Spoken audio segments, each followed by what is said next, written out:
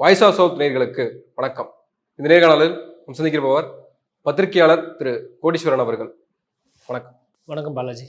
நடிகர் விஜய் அவர்கள் 10ஆம் வகுப்பு 12ஆம் வகுப்பு மாணவர்களை சந்திச்சிருக்காரு. அதில் நல்ல மதிப்பெண் எடுத்த மாணவர்களை சந்திச்சு பாராட்டுறாரு. அது ஓகே. ஆனால் அதில் சில விஷயங்கள் பேசப்படுது. இன்னைக்கு கூட நான் அரசியல் பேச வரல அப்படின்னு அரசியல் பேசுறாரு. தமிழகத்தில் போதைப் பொருள் கலாச்சாரம் அப்படின்றது அதிகரிச்சிருச்சு. ஒரு பெற்றோராக எனக்குமே அந்த அச்சம் இருக்கு அப்படின்னு சொல்றாரு. குறிப்பா ஆளும் அரசாங்கம் அதை கவனிக்க தவறி விட்டது, ஆனா அதை பத்தி நான் பேச இங்க வரல அப்படின்னு சொல்றாரு. ஒரு அடுத்த கட்ட அரசியல் நகர்வை நோக்கி அவர் போறாரா? இது எப்படின்னா இந்த நடவடிக்கையை நம்ம எப்படி எடுத்துக்கிறது? அங்க சே நோ டு ட்ரக்ஸ்ன்னு சொல்லி மாணவர்களை உறுதிமொழி எடுக்க வைக்கிறாரு. ஆனால் அவருடைய படங்கள்ல அந்த விமர்சனங்கள் முன்வைக்கப்பட்டே இருக்கு. அவருடைய திரைப்படங்கள்ல சிகரெட் பிடிக்கிற மாதிரியும் மது அருந்துற மாதிரியும் தொடர் நிகழ்வாகவே இருக்கு. ஆனால் வெளியில வேற மாதிரி ஒன்று பேசுறாரு. இதை நம்ம எப்படி எடுத்துக்கிறது? உங்களுடைய பார்வை என்ன? பல விஷயங்கள் இதில் ஒளிஞ்சிருக்கு, அடங்கி இருக்கு, அது ஆராய வேண்டியிருக்கு. முதல்ல விஜய் அவர்கள் மாணவர்களை சந்தித்து இந்த மாதிரி நல்ல மதிப்பெண் பெறுகின்ற அந்த 3 முதலிடத்தில் வர மாணவர்களை சந்திக்கிறாரு. அதுவும் ஒரு சட்டமன்ற தொகுதியிலேருந்தும் கூப்பிட்டு பார்க்குறாரு. அது ஒரு நல்ல நிகழ்ச்சி, ஒரு நல்ல ஆரம்பம். மாணவர்களை நல்லா படிக்கிற மாணவர்களுக்கு அந்த ஊக்கன்றது தேவை. ஒரு உச்சகட்ட நடிகர் விஜய் போன்றவர் கூப்பிட்டு பாராட்டுறாருன்ற போது கஷ்டப்பட்டு படித்து மார்க் எடுத்ததுக்கு ஒரு சந்தோஷம். விஜய் கூட ஒரு ஃபோட்டோ எடுத்துக்குவாங்க. ஒரு அப்பா அம்மாவுக்கு ஒரு கௌரவம், அவங்களுக்கு சொல்லிக் கொடுத்த வாத்தியாருங்களுக்கு ஒரு சந்தோஷம், அவங்க கூட இருக்கிற மற்ற மாணவர்களுக்கும் அது நம்மளும் இது மாதிரி நல்லா படித்து மார்க் எடுக்கணும் ஒரு ஊந்துகோலாக இருக்கும்.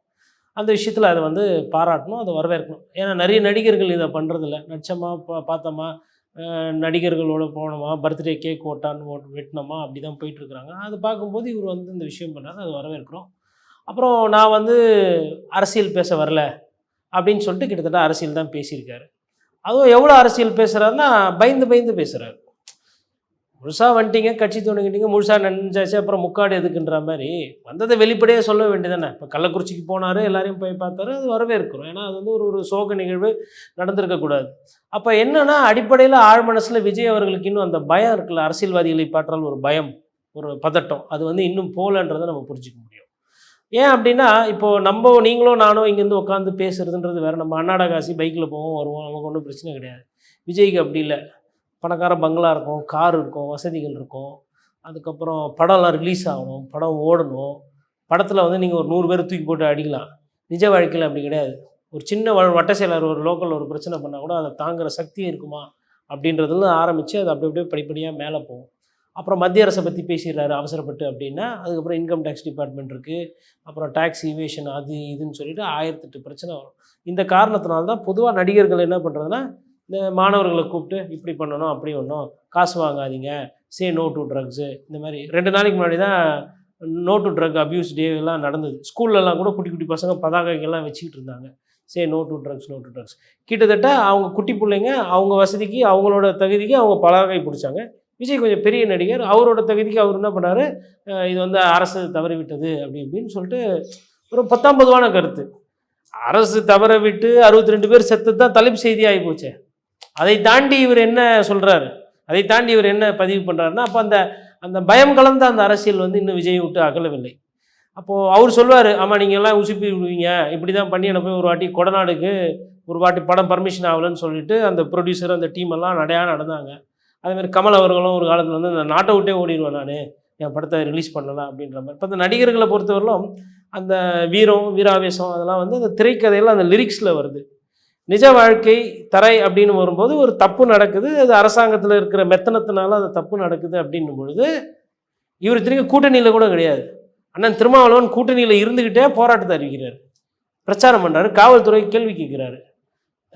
ஆளூர் ஷானவாஸ் போன்றவர்கள்லாம் சட்டமன்ற உறுப்பினர்கள்லாம் கண்ணியமான கேள்வியை கேட்குறாங்க. எங்கள் மீது தேடி வழக்கு பதிவு பண்ணுறீங்களே, இந்த கள்ளசாராயம் போதைப் பொருள்லாம் விற்கிறவங்க அதெல்லாம் தடுக்கணும்னு உங்களுக்கு தெரியலையா, என்ன வேலை பார்க்குறீங்கன்னு கேட்குறாரு. ஸோ அது மாதிரியாச்சும் கொஞ்சம் கேட்டிருக்கலாம், ஓகே, ஓரளவுக்கு அடுத்த லெவல் போயிட்டு. நான் பேசலைன்னு சொல்லிட்டு அப்படியே லைட்டாக பேசியிருக்காரு. பட்டு இப்போ இது எந்த அளவுக்கு பேசி மாணவர்களுக்கு அது போய் சேருன்றது அந்த கேள்வி இருக்குல்ல. அப்போ மாணவர்களுக்கு புரிகிற பாஷையில் இன்னும் அதை ஆணித்தனமாக ஆதாரத்தனமாக பேசியிருந்தால் அது இன்னும் நன்றாக இருக்கும். உண்மையிலே போதையோ அரசியலுக்கு வாங்கன்னு சொல்கிறாரு. குறிப்பாக தமிழ்நாட்டுல எல்லாமே இருக்கு, நம்ம மாநிலத்துல எல்லாமே இருக்கு. ஆனால் நல்ல தலைவர்கள் இல்ல. நல்ல தலைவர்களை தேர்ந்தெடுக்கணும். எல்லா அரசியல் மட்டும் கிடையாது, எல்லா துறைகளிலுமே நல்ல தலைவர்கள் வரணும் அப்படின்னு சொல்றாரு. அப்ப சரி. அதையும் அவர் மீன் சரி, பண்றாருல்ல. இப்போ நல்ல வேளை அந்த மாணவர்கள்லாம் பரிசு வாங்குறதுக்கு வந்தாங்க. மத்தியானம் சாப்பிட்டுட்டு சந்தோஷமா ஃபோட்டோ எடுத்துன்னு போனோம். அங்க இருந்த மாணவங்க, "ஏன் விக்கிரவாண்டி இடைத்தேர்தலுக்கு நீங்க வரலன்னு?" திருப்பி கேட்டா என்ன பண்ணுவாரு இவரு? ஏன் 2024 இப்ப நடந்த தேர்தல்ல வந்துட்டு மோடி அவர்களை எதிர்த்து ஒரு வார்த்தை பேசல? பிஜேபி எதிர்த்து ஒரு வார்த்தை பேசல? போதைப் பொருள் பேசுறாருல்ல, ரைட்டு. நீட்டை பத்தி பேச வேண்டியதுதானே இன்னைக்கு? நீட்டில் எவ்வளோ பிரச்சனை இருக்குல்ல. அனிதாவோட மறைவுக்கு அவரும் வந்து வருத்தம் தெரிவிச்சார்ல. தோல் உரிச்சு கிழி கிழின்னு காட்ட வேண்டியதுதானே. படத்துலலாம் பயங்கரமாக இருக்குது டைலாக்கு. இப்படி தொட்டாவே பறந்து போய் விழுறாங்க. பீஸ்ட் படம் பார்த்துருப்பீங்கன்னு நினைக்கிறீங்க. அதெல்லாம் அந்த வீரத்தெல்லாம் பார்த்தா நமக்கு அப்படியே புல்லரிக்கும், பெப்ப ஆகிடும். ஆனால் இங்கே பாருங்க, நான் பேச விரும்பலை, நான் சொல்லப்போ பேசாதீங்க, எதுக்கு பேசுகிறீங்க? அப்போது பாதிப்புனா வரதான் செய்யும். அரசியலில் வந்து கிழியாத சட்டன்னு ஒன்று கிடையவே கிடையாது. யாராக இருந்தாலும் அரசியல் பேசினாலும் சரி, பேசினாலும் சரி, சின்ன சின்ன ஆட்களை கூட விட மாட்டாங்க. இப்போ நீங்கள் வந்துட்டீங்க அப்படின்னும் போது அந்த ரொம்ப டிஃபென்சிவாக இருக்கிறாரு விஜய், ரொம்ப க்ளோஸ் கார்டடாக இருக்கார். அது தேவையில்லை. ஏன்னா இன்னும் 1.5 வருஷத்தில் தேர்தல். அப்போ அப்படி இருக்கும்பொழுது கொஞ்சம் தைரியமாக பண்ணலாம். அந்த பயந்து பயந்து பேசுகிறத முதல்ல அவர் முழுங்கணும். அரசியல் பேசலைன்னு சொல்லிட்டு லைட்டாக பேசுறது என்ன? இது வந்து இது திருவள்ளுவரோட 2 குறளை சொல்லிட்டு போயிருக்கலாம். அது இன்னும் காட்டமாக இருக்கும். ஐயா திருவள்ளுவர் அப்போல்லாம் அவர் யார் குற்றவாளின்னு தெரியாது, இதுக்கு பின்னாடி குற்றவாளிங்க வருவாங்க அப்படின்னு சொல்லிட்டு கல்லுண்ணாமை அப்படின்ற அந்த அதிகாரத்தில் எல்லாத்தையும் சொல்லிட்டு வச்சிருக்கிறாரு நம்ம தாத்தா. அதையாச்சும் ஒரு 2 லைன் பேசியிருக்கலாம். அப்போ இன்னும் கொஞ்சம் காட்டமாக இருந்திருக்கும். நான் என்ன சொல்கிறேன்னா, விஜய் அவர்கள் கோரிக்கை வைத்தா இன்னைக்கு இருக்கக்கூடிய முதலமைச்சர் அவர்கள் கண்டிப்பாக செவி சாய்ப்பார், கேட்பார். இவருக்கு உண்மையிலே அக்கறை இருக்குது அப்படின்னா இந்த நிகழ்ச்சி முடிஞ்ச அதோ கையோட நேராக போயிட்டு, ஆனால் நான் என் ரசிகர்கள் மூலிமா விசாரித்தேன், என் தொண்டர்கள்கிட்ட கேட்டேன், இந்த மாதிரி சில பிரச்சனைகள்லாம் இருக்குது, இந்த மாதிரி ஒரு சில ஆட்கள் தான் காரணன்றாங்க, இதை வந்து நீங்கள் வந்து கொஞ்சம் அட்டன் பண்ணி கொடுத்தீங்கன்னா நான் விஜய் மக்கள் மன்றம் சார்பாவோ இல்லை விஜய் வெற்றி இயக்கம் மூலயமாவோ நான் வந்து உங்களுக்கு நன்றி செலுத்துவேன் அப்படின்னு ஒரு கடிதம் எழுதிக்கலாம், இன்னொன்று பண்ணிக்கலாம். அது இன்னும் ஆக்கப்பூர்வமான அரசியலாக இருக்கும். ஒன்று விமர்சனம் பண்ணுற அந்த அரசியலும் தவிர்க்கிறாரு, இந்த ஆக்கப்பூர்வமான அந்த அரசியலையும் இன்னும் ஃபுல்லாக போகலை. அது இப்போ 2த்துக்கும் நடுவில் வந்து அதை ஓட்டுறாரு. பட் ஆனால் மாணவர்களை பார்க்கறது பேசுறது அப்படின்றத நான் வரவேற்கிறேன். ஆனால் விஜய் அவர்களோட அந்த பயந்து போகிற அந்த அரசியல் தன்மை இருக்குது பாருங்கள், அது வந்து அது எங்கே அவரை கொண்டு போய் அது வந்து ஒரு பெரிய வாக்கு விகிதாச்சாரத்தை அவருக்கு சம்பாதித்து கொடுக்காது. அதை விட காட்டமாக யார் பேசுகிறாங்களோ, அதை விட உண்மையாக அரசாங்கத்தை யார் கேள்வி கேட்குறாங்களோ அவர்களை தான் நம்புவாங்க, உங்களை நம்ப மாட்டாங்க. நடிகர்ன்ற முறையில் உங்களுக்கு ஒரு வாக்கு சதவீதம் கிடைக்கும், ஒரு 10%, 8%, 12%. அது வந்து உங்களை ஒரு பெரிய எழுச்சிக்கு கொண்டு செல்லாது என்பது என்னோட புரிதல். 2026 நீங்க சொன்னது போல அவர் மௌனமா இருந்தாலுமே கூட சீமான் வந்து நானும் விஜயும் சேர்ந்து வரப்போறோம் 2026, அது உதயநிதிக்கு நெருக்கடியா இருக்கும் அப்படின்னு அவர் சொல்றாரு இல்லையா? அப்ப அந்த பாலிடிக்ஸ் எடுபடுமா? ஏன்னா அந்த பாலிடிக்ஸ் எடுபட தான் செய்யும். இப்போ நேற்று பார்த்தீங்கன்னா சீமான் அவர்கள் கொஞ்சம் காயை வந்து உஷாராக நவுத்த ஆரம்பிச்சிட்டு இருக்காரு முன்கூட்டியே. எப்படி சொல்கிறேன்னா, இதுவரையிலும் வந்து மற்ற கட்சிகளோட திராவிட மாற்று எல்லாமே இந்த கட்சி தான், ஒருத்தர் கிடையாது நேர்மையாக அப்படி இப்படின்னு சொல்லிட்டு நேற்று போய் ஐயா எடப்பாடி பழனிசாமி அவர்கள் தலைமையில் நடந்த போராட்டத்துக்கு வந்து ஒரு 2 கட்சிக்காரர்களை அமைச்சிருக்கிறாரு. அவரோட தம்பிகளை அமைச்சிருக்கிறாரு, கார்த்தி, அப்புறம் இடும்பவனம் கார்த்தி, இன்னொரு நண்பர் ஒருத்தர் அமைச்சிருக்கிறாரு. அப்போ இது என்ன காட்டுதுன்னா, அதிமுகவோட அந்த போராட்டத்துக்கு தார்மீக அடிப்படையில் நாங்கள் வந்து ஒரு சப்போர்ட் தரோம். அதே நேரத்தில் விக்கிரவாண்டியில் அங்கே இடைத்தேர்தலில் என்ன பண்ணுறாங்கன்னா, எங்களுக்கு வந்து அதிமுகவோட ஆதரவு நிலையில் இருக்கிறவங்க எங்களுக்கு ஓட்டு போடுங்கன்றதையும் கேட்குறாங்க.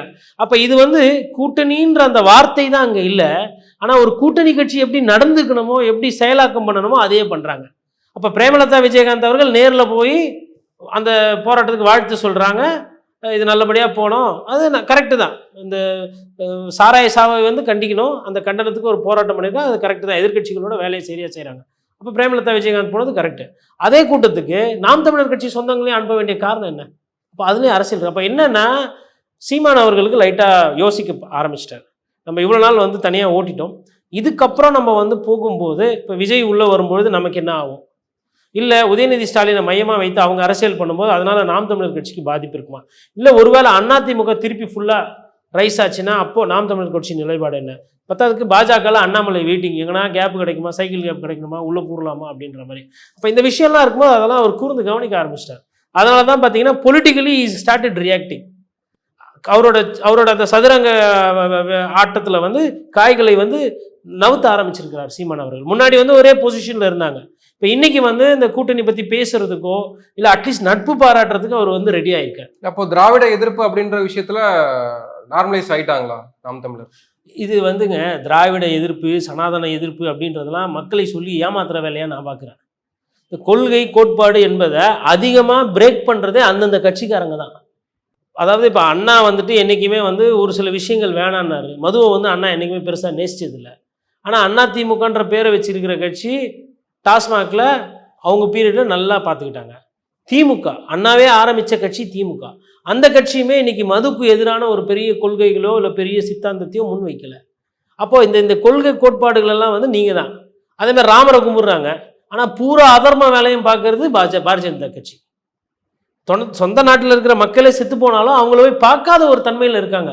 தான் மக்கள் செத்துருவாங்க, தான் மக்களுக்கு பிரச்சனைன்னு சொல்லிட்டு ராஜ்யத்தையே இழக்க தயாராக இருந்த ராமர், அவர் பேரில் ஆட்சி செய்கிறவங்க எவ்வளோ பேர் செத்தாலும் பரவாயில்ல, நாங்கள் தான் ஆட்சியில் இருக்கணுன்ற மாதிரி இருக்குது பாரதிய ஜனதா கட்சியோட நிலைப்பாடு. அப்போ எதுக்கு சொல்கிறேன்னா, இந்த கொள்கை கோட்பாடுகள்லாம் வந்து அன்னைக்கு இருந்த தலைவர்கள் பேசினாங்கன்னா அதுபடி வாழ்ந்தாங்க, அதுபடி நடந்தாங்க. இன்னைக்கு இருக்கிறவங்களுக்கு வந்து அது ஒரு பேசு பொருள். அது அந்த நேரத்துக்கு ஒரு டமாசுக்கு பேசிட்டு அதுக்கப்புறம் போயிடுவாங்க. அப்போது விஜய் சொன்ன மாதிரி நல்ல தலைவர்கள் இல்லை நாட்டில். அவரையே சேர்த்துக்கங்க லிஸ்ட்டில். அவர் நான் மற்றவங்கள சொல்கிறது நல்ல தலைவர்கள் இல்லை. இவர் நான் என்ன கேட்குறேன்னா, இப்போது ஓப்பனாக பேச வேண்டியதானே. விஜய் அவர்கள் வந்து அரசை வந்து சூர்யாவோட ட்விட்டர் பக்கத்துலையோ இல்லை சூர்யாவோட கருத்துக்கள் வந்து விஜயை விட இன்னும் ஆக்ரோஷமாக இருந்தது, இன்னும் கோபமாக இருந்தது, நியாயமாக இருந்தது. அவர் இன்னும் கட்சிக்கெலாம் வரல. விஜயை விட சூர்யா அவர்களுக்கு நடிகர் பட்டாளத்தில் அந்த ஃபேன்ஸு கம்மி தான். விஜய் வந்து உச்சகட்ட நட்சத்திரம். சூர்யா வந்து இன்னும் அந்த இடத்துக்குலாம் வரல. ஆனால் அவர் கேள்வி கேட்குறாரு. இப்போ விஜய் அவர்கள் பார்த்து கேட்குறாரு. அது எது பார்த்து அரசியல் பண்ணுறது என்ன? 2024 கரடியாக கத்துனாங்க. இவ்வளோ பெரிய ஸ்டார் இல்லை இவர், மாணவ சமுதாயத்தோட போதைப் பொருள் வரக்கூடாது, அது வரக்கூடாது, மாணவர்களால் ஃபீஸ் கட்ட முடியல, மாணவர்களால் நீட் எழுத முடியல, நெக்ஸ்ட் பிரச்சனை இருக்குது. ஏன் இவர் வந்து மோடி அரசை எதிர்த்து இவர் கேள்வி கேட்க மாட்டேன்றாரு? ஏன் அங்கெல்லாம் மௌனியாக இருக்காரு? கோயம்புத்தூரில் இவர் போய் மோடி அவர்களை பார்த்தவர் தானே, எதுக்கு பார்த்தீங்க? அப்போ இன்றைக்கி எப்படி நீங்கள் மாணவர்களை பார்த்து நல்லா வாங்கன்னு சொல்கிறீங்கன்னா, அன்றைக்கி அந்த மாதிரி உங்களை பார்த்து அவர் அறிவுரை சொன்னாரா? எதுக்கு ஒரு வாட்டி ஞாபகம் இருக்குங்களா போய் பார்த்தார் கோயம்புத்தூரில் இவர்? எதுக்கு பார்த்தாரு? இல்லை அப்போது தேர்தல் சமயம் விஜய் மாதிரியான ஒரு நடிகரினுடைய இப்போ இதெல்லாம் நாங்கள் கேட்போம்ல. பொது வாழ்க்கைக்கு வந்தால் நாங்கள் வந்து ஃபேன் கிளப்ஸ்க்கு விஜய் படம் வந்தால் நான் ரசித்து நல்லா பார்ப்பேன். விஜய் படம் ரஜினி படம் ரொம்ப சந்தோஷமாக பார்ப்பேன். ஆனால் அரசியல் பார்வைன்னு வரும்போது அந்த தெளிவு இருக்குல்ல இந்த தமிழக மக்களுக்கு. அதனால தான் சொல்கிறேன், நீங்கள் வந்து இந்த நாம்கே வாஸ்து அரசியலை கொஞ்சம் தள்ளி விட்டுட்டு இன்னும் ஆக்கப்பூர்வமான அரசியலுக்கு வந்துருங்க. இல்லைன்னா அந்த படம் ஏதோ இருக்குன்னு நினைக்கிறேன், 2-3 படம்லாம் ஓடணும், அது இதெல்லாம். அதே மாதிரி ஃபேன்ஸுக்கிட்ட சொல்லிட்டாங்க, என்னோடய பிறந்த நாளை கொண்டாடாதீங்க, அதெல்லாம் பண்ணாதீங்கன்ட்டு. ஆனால் அந்த படத்துக்கு உண்டான விழா குழுவினரோட அந்த போஸ்டர் ரிலீஸ் பண்ணுறது என்ன, ஃபஸ்ட்டு கட்டு விட்றது என்ன, அப்போ வியாபாரம்னு வரும்போது தெளிவாக இருக்கிறீங்க. அதனால தான் சொல்கிறேன், இப்போ ஐயத்திரு எம்ஜிஆர் அவர்கள் இருந்தார். அவர் முடிஞ்ச அளவுக்கு வந்து அவரோட படங்களில் மது அருந்துற மாதிரி சீனோ இல்லை சிகரெட் பிடிக்கிற மாதிரி சீனோ தவிர்ப்பார். ஏன்னா சும்மா எதுவும் சொல்கிறது கிடையாது, அதை முடிஞ்ச அளவுக்கு கடைபிடிக்கிற மாதிரி இருக்கும். ஒரு சில சீனில் பார்த்தீங்கன்னா அதை எடுத்து ஊற்றிக்கிற மாதிரி பண்ணிட்டு மது அருந்தது போலலாம் நடிச்சிருப்பார். அப்போது பேசுறது ஒன்றா இருக்குது, செயலாக்கம் வேறையாக இருக்குது. இந்த வரிச்சுமை என்பது இருக்குது. இந்த வரிச்சுமையை பற்றி பேசுகிறீங்க, பேசிட்டு கொஞ்ச நாள் கழிச்சு கோர்ட்டு கேட்குது, கார் வாங்கினீங்களாமே, அதுக்கு வரி ஃபுல்லாக கட்டினீங்களாமே அப்படின்னு. இல்லையா, அப்புறம் அந்த ஒரு பிரச்சனைலாம் வந்தது. அப்புறம் அதை இப்போ அதை பற்றி அமைஞ்சிச்சு, அதை பற்றி ஒன்றும் பேச பொருள் இல்லை. அப்போ நான் என்ன சொல்கிறேன்னா, விஜய் அவர்கள் வந்து அரசியலுக்கு வரதுக்கு எல்லா தகுதியும் இருக்குங்க. முதலமைச்சர் ஆகிறதுக்கும் தகுதி இருக்குது. அவர் ஒரு பிரஜை, அவர் குடும்ப அரசியல் பண்ணலை, ஊழல் கிடையாது, பணத்தை வந்து சினிமாவில் சம்பாரித்து அதை அரசியலில் செலவு பண்ண தான் வந்திருக்காரு. அதெல்லாம் நாங்கள் வந்து வரவேற்கிறோம். நிறைய சாத்தியக்கூறுகள் இருக்குது. ஆனால் அதை வந்து மற்றவர்கள் கூர்ந்து கவனிக்க ஆரம்பிச்சிருக்காங்க. குறிப்பாக சொல்லணும்னா சீமான் அவர்கள் கவனிக்க ஆரம்பிச்சிட்டார். அதனால தான் சொல்கிறாரு, நானும் தம்பி விஜயம் எப்படி விட்டுருவோமா அப்படின்றாரு. முதல்ல வந்து அங்கீகரிக்க ஆரம்பிச்சிட்டாங்க. யாரை? ஐயா உதயநிதி ஸ்டாலினை. இவங்க நான் கூட நினச்சேன் ஏதோ திரு ஸ்டாலின் அவர்களை வைத்து அரசியல் பண்ணுவார்கள் அப்படின்னு பார்த்தா, இவங்க அவங்களுக்கு ஏற்ற மாதிரி கீழே போயிடுறாங்க. ஃபஸ்ட்டு வந்து அதுவே வந்து ஒரு ஸ்டாலின் அவர்களுக்கு கிடைத்த வெற்றி. அதாவது எனக்கு நிகர் வந்து இப்போ நீங்களாம் இல்லை அப்படின்றது ஸ்டாலின் அவர்களுக்கு ஃப்ரீ ஆகிடுது. உதயநிதியை பொறுத்தவரை இவங்க வந்து நாங்கள் விடமாட்டோம் அப்படின்னா, அவர் முதலமைச்சராக ஆகக்கூடாதுன்னு முடிவு பண்ண வேண்டியது மக்கள், உங்கள் கையில் இல்லை. அப்போ இவங்க என்ன நினைக்கிறாங்க, அரசியல் ரீதியாக முடிவுகள் எடுத்து தவிர்க்கலாம், ஆனால் இறுதி எஜமானர்கள் வாக்காளர்கள் தான் முடிவு பண்ண போகிறாங்க, யார் வரணும் யார் வரக்கூடாதுன்னு. பட் அவர் சீமான் வந்து காயின்ஸை வந்து கொஞ்சம் நவுத்த ஆரம்பிச்சிட்டாரு. விஜயோடவும் ஒரு ஃப்ரெண்ட்லியாகவே இப்போயே ஒரு டோரை ஓப்பன் பண்ணி வச்சுருக்காரு. அட் த சேம் டைம் ஏடிஎம்கேவோட ஒரு ஃப்ரெண்ட்லி டைப் ஓப்பன் பண்ணி வச்சுருக்காரு. அப்போ இதெல்லாம் என்ன காட்டுதுன்னா, கடந்த காலத்தில் அவர் ஒரு சில தவறுகள் பண்ணார். கூட்டணின்ற அந்த ஒரு விஷயத்துக்குள்ளே போகாமல் மேக்சிமம் எவ்வளோ வர முடியுமோ வந்துட்டார். இதற்கு மேலே வந்து அவரால் தனிப்பட்ட முறையில் எந்த அளவுக்கு எடுத்துகிட்டு போக முடியுன்றது தெரியல. ஏன்னா ஒரு சட்டமன்ற உறுப்பினர் கூட இன்னி வரலாம் கிடையாது. கட்சி வளருது, அந்த கட்சிக்கு வந்து தேய்பிறை கிடையாது, அந்த கட்சிக்கு வளர்பிறை தான். அவ்வளவும் இருந்தாலும் சட்டம் அதை தேர்தல் வெற்றி என்பது சுவைக்காத ஒரு கட்சி தான் நாம் தமிழர் கட்சி. அப்போ அந்த தேர்தல் வெற்றி வந்தால் தான் ஒரு சில மாற்றங்கள் அவங்க நினைக்கிற மாற்றங்களை பண்ண முடியும். அதற்கு அவர் இன்னும் அந்த விஷயங்களுக்கு தயாராகிட்டாரா இல்லையா, இல்லை விஜயும் அவரும் சேருவாங்களா, வெறி பாதி பாதி நிற்பாங்களா, அப்போ முதலமைச்சர் வேட்பாளர் யாரெல்லாம் காலம்தான் பதில் சொல்லுவோம். பட் டு ஸ்டார்ட் வித் களம் வந்து சூடு பிடிக்க ஆரம்பித்துள்ளது. விஜய் வந்ததுக்கு ரொம்ப நன்றி. 2026ல ஒரே ஒரு கட்சியை எதிர்த்து அத்தனை பேர் நிக்க போறாங்களா அப்படின்ற ஒரு கேள்வி வந்துருக்கு. பாஜக, நாம் தமிழர், விஜய், அதிமுக, தேமுதிக இப்படி எல்லாருமே எது நிலையில நிக்கிறாங்க. இப்போ இவர்கள் எல்லாருமே இணைந்து ஒரு கட்சியை, ஒரு கூட்டணியை, திமுக கூட்டணியை எதிர்க்க போறாங்க. அப்படிதானே பார்க்க வேண்டியதா இருக்கு. இல்லை, அப்படி எல்லாருமே தனித்தனியாக பிரிஞ்சு எதிர்த்து நிற்கும் போது என்ன ஆகிடும்னா, திமுகவுக்கு வந்து அவங்களோட ஓட்டு அவங்க வாங்கினாவே கொஞ்சம் ஈஸியாக இருக்கும். தேர்தல் பெரிய கஷ்டம் கிடையாது. சரி, அரசாங்கம் வந்து any government will become unpopular day by day. இப்போ இந்த அரசாங்கம் வந்து 3 வருஷத்துக்கு பிறகு இந்த அரசாங்கத்தின் மீது நிறைய விமர்சனம் வந்திருக்குது, நிறைய பிரச்சனைகள் வந்திருக்கு. உதாரணத்துக்கு சொல்லணும்னா, உங்களுக்கு வந்துட்டு இப்போ நடந்த அந்த கள்ளக்குறிச்சி சாவாகட்டும், இல்லை போன வருஷம் நடந்த அந்த சாராய சாவுகள், ஒரு 22 பேர் இறந்ததாகட்டும், அதுக்கப்புறமா வந்து இந்த போதைப்பொருள் செய்யக்கூடியவர்களோட புகைப்படம் எடுத்து அது ஒரு சர்ச்சையாச்சு. அதுக்கப்புறம் வந்து 12 மணி நேரம் வேலை பண்ணணும் அப்படின்னு சொல்லிட்டு ஒரு அரசாணை போட்டு, ஒரு சில அரசாணைகள், இந்த மாதிரி அரசாணைகள் வந்து அரசுக்கு வந்து ஒரு கெட்ட பேர் வந்து அப்புறம் அந்த அரசாணைகள் திரும்ப பெறப்பெற்றது. இந்த மாதிரி சில சம்பவங்கள்லாம் இருக்குது. ஐயா திரு செந்தில் பாலாஜி அவர்கள் இன்னும் பெயில் கிடைக்காம ஜெயிலில் இருக்கிறாரு. அவர் மீதான அந்த குற்றச்சாட்டுகள் வந்து இன்னும் நிலுவையில் இருக்குது. அப்போது இந்த அரசாங்கத்துக்கு திட்டங்கள் ஒரு சைடு, அதாவது மகளிருக்கு 1000 ரூபாய் கொடுக்கறதாகட்டும், இல்லை பெண்களுக்கு வந்துட்டு உதவித்தொகை கொடுக்கறதாகட்டும், மாணவர்களுக்கு காலையில் சிற்றுண்டி போடுறதாகட்டும், இந்த மாதிரி இலவச பயணமாகட்டும். அப்போ அரசாங்கம் வந்து மக்களுக்கு தேவையான ஒரு சில திட்டங்கள் செஞ்சுக்கிட்டு இருக்கு. இது ஒரு சைடு ஸ்டாலின் அவர்கள் படிப்படியாக பண்ணிக்கிட்டு இருக்காரு. இன்னொரு சைடு இந்த கட்சியில் இருக்கிறவங்க, இல்லை ஒரு சில கட்சிக்காரர்களால் அரசுக்கு வந்து கெட்ட பேரும் வந்துக்கிட்டே இருக்குது. அப்போ இதுவும் நடக்குதுன்னும் போது முன்னாடி இருந்த அந்த நல்ல பேர் வந்து இருக்காது. நீங்கள் போன வாட்டி இந்த பிரச்சனையெல்லாம் இல்லாதப்ப திமுக அப்படின்னா அது ஒரு விமர்சனத்துக்கு உண்டாது. அந்த திமுக ப்ளஸ் ஸ்டாலின் அவர்கள்னு பார்க்கும்போது ஸ்டாலின் அவர்கள் மீது பெரிய விமர்சனங்கள் இல்லை. ஸ்டாலின் அவர்கள் மீது பெரிய ஊழல் குற்றச்சாட்டுகளோ எதுவும் இல்லை. அவரை சுற்றி இருக்கிறவங்க மேலே இருக்க அந்த கட்சியின் மீது அந்த கெட்ட பேர் இருந்தது. இது எப்படி புரிஞ்சுக்கலான்னா, ஸ்டாலின் ஒண்டி நல்லவர், அந்த கட்சி ரொம்ப மோசம் அப்படின்னு அப்போதான் நான் சொல்ல விரும்பலை. எப்படி காட்டிக்கிறாங்க அப்படின்றது முக்கியம். நான் வந்து மிஸ்டர் கிளீன், என் மேலே எந்த பிரச்சனையும் இல்லை, மாவட்ட செயலாளர் மந்திரி எல்லாம் தப்பு பண்ணால் அது பார்க்குறேன் அப்படின்ற மாதிரி பார்வை. இது வந்து ஒரு திரையை போட்டு மறைவாக இருந்த அந்த ஒரு சூழல். அது வந்து இப்போ என்ன ஆகிடும்னா, இந்த மாதிரி எல்லாம் பண்ணும்போது அது மறைஞ்சிடும். அப்போ இவங்களை தட்டி கேட்கலன்னா அப்போ நீங்கள் ஏன் அதை தட்டி கேட்கல, அப்போ உங்களுக்கு என்ன பின்னணி அப்படின்ற அந்த கேள்வியெல்லாம் வரும்போது திமுக ஒரு பிரச்சனைக்கு தள்ளப்படும். அப்பொழுது வந்து இந்த பிளவுபட்ட எதிர்கட்சிகள் இருந்ததுன்னா இந்த ஆன்டி இன்கம்பன்சி வந்து பெருசாக அவங்களுக்கு ஹெல்ப் பண்ணாது. இப்போ 10 ஓட்டு எதிர்ப்பு ஓட்டுனா அதை 4 ஓட்டு அதிமுக, 2 ஓட்டு அதை வந்து நாம் தமிழர் கட்சி, அதில் ஒரு 2 ஓட்டு விஜய், அதில் ஒரு 2 ஓட்டு பிஜேபின்னா 10 பேரில் 8 பேர் திமுக எதிர்த்து ஓட்டு போட தயாராக இருந்தாலும் அந்த 8 பேர் 2 பேராக போடும்போது இப்போ திமுக 10ல் 3 ஓட்டு வாங்கிச்சுன்னா திமுக ஜெயிச்சுட்டு போயிடும். இது வந்து இவங்களுக்கு இன்னும் புரிய ஆரம்பிக்கல. அதுவும் இந்த கணக்கு சுத்தமாக புரியாத ஒரு நபர் தமிழக அரசியல் இருக்காங்க, அது ஐயா திரு அண்ணாமலை அவர் தான். அவருக்கு எந்த காலத்துலையுமே அதாவது என்ன சொல்கிறாருன்னா, அவர் வந்து எப்படின்னா விஜய், சீமான், உதயநிதி இவர்களை விட நான் வந்து பெரிய வேட்பாளருங்க, நான் ஒரு முதலமைச்சர் கேண்டிடேட்டாக அவங்களுக்குலாம் தெரியலையா அப்படின்ற மாதிரி அந்த ஒரு ஐயா வரும், அந்த ஒரு நிலைப்பாடில் இருக்கிறார். இல்லை, கலாச்சார விவகாரம் வந்த பிறகு, சட்டமன்றம் ஆரம்பித்த பிறகு எடப்பாடி அவர்கள் தான் லைம்லைட்டில் இருக்காரு. ஆனால் அண்ணாமலை இப்போ என்ன செய்துட்டு இருக்காரு, அண்ணாமலையுடைய பாலிடிக்ஸ் என்னவா இருக்கு அப்படின்னு இன்னும் தெரியாமே இருக்கு. அது ஏன் நினைக்கிறீங்க? அண்ணாமலை இன்னைக்கு தேதியில் அதாவது தேசிய கட்சியினுடைய மாநில தலைவர், அதை தாண்டி முன்னாள் IPS அதிகாரி, அதை தாண்டி அவர் ஒரு கவுன்சிலர் கூட ஜெயிச்சது கிடையாது.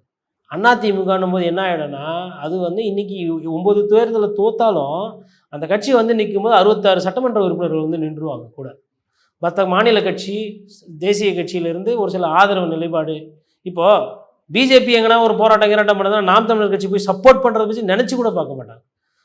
அந்த தொண்டர்கள் அந்த பக்கமாக கூட போக மாட்டாங்க. நமக்கும் அவங்களுக்கும் ஆகாதுப்பா, சங்காத்தமே வேணாம், எதிரிக்கு எதிரி நண்பன்ற அந்த அடிப்படை கூட நான் வச்சுக்க மாட்டேன். உங்களோட அந்த மாதிரி ஒரு ஒரு ஒட்டாத ஒரு கட்சியாக இருக்குது. அந்த கட்சிக்குன்னு என்ன இருக்குது? 4 சட்டமன்ற உறுப்பினர்கள், இது 66 சட்டமன்ற உறுப்பினர்கள். அந்த 4 சட்டமன்ற உறுப்பினர்களுக்கே அண்ணாமலை அவர்கள் பெரிய முக்கியத்துவம் கொடுக்குறாரான்றது ஒரு சர்ச்சை. இன்னைக்கு காலையில் ஒரு சில பதவியெல்லாம் போட்டிருக்கிறாங்க, ஒரு சில குழுலாம் போட்டிருக்காங்க. அதில் வந்து குறிப்பாக நிறைய பேரை வந்து அவர் வந்து புறம் தள்ளி இருக்கிறாரு. அதாவது கட்சியில் அவரை விட முன்னாள் ரொம்ப நாள் இருந்தவங்களுக்கு முக்கியத்துவம் கொடுக்கறது இல்லை. குறிப்பாக சொல்லணும்னா பொன் ராதாகிருஷ்ணன் போன்றவர்கள், எச் ராஜா போன்றவர்கள், சக்கரவர்த்தி போன்றவர்கள், நாராயணன் திருப்பதி போன்றவர்கள், கேடி ராகவன் போன்றவர்கள், அந்த லிஸ்ட்டு அப்படியே பெருசாக போயிட்டே இருக்கு. பால் கனகராஜ் இருக்காங்க, கராத்தே தியாகராஜன் இருக்காங்க, கட்சியில் நிறைய பேர் இருக்கிறாங்க.